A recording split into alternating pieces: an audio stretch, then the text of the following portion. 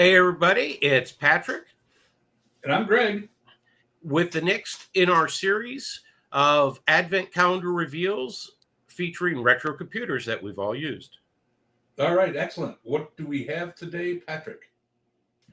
Well, today, Greg, we have the TRS 80 Model 2, which was released in 1979 by Radio Shack and was their second Z80 based system following the Model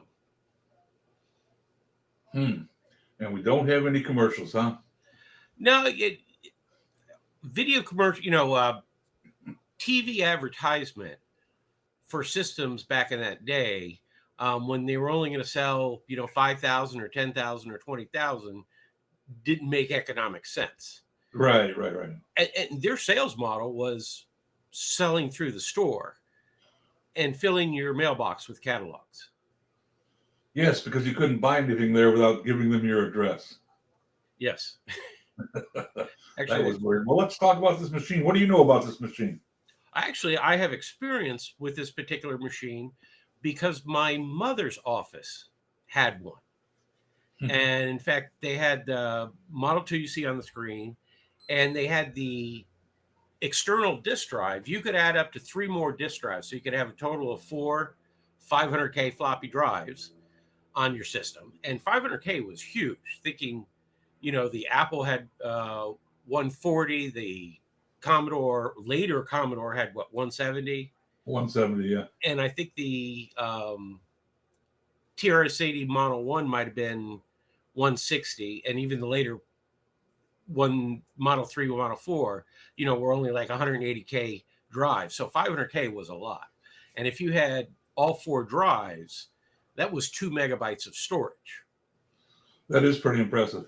Yeah, in fact, one of the big uses for this machine, Radio Shack was good about making software available. So they not only, you got your basic and your operating system, but they also had something called Scriptset, which was their word processor.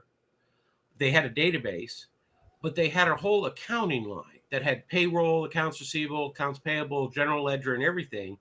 And it would use all those disks. So you'd load the software in one drive, and you could have all your data across multiple disks and run an entire business on it.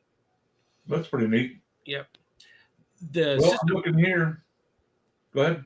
I was going to say, the system my mother had, they were doing word processing with Scriptset. And the biggest thing I remember about it is they had this really huge and heavy daisy wheel printer. The thing must have weighed 50 pounds.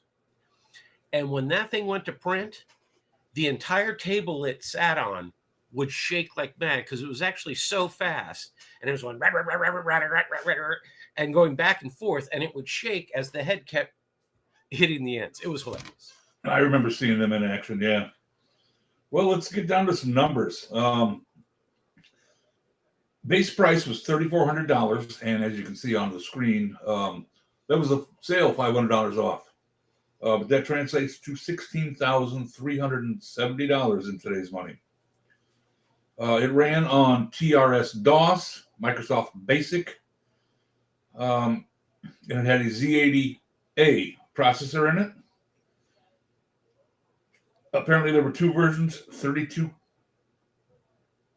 of RAM or 64K of RAM.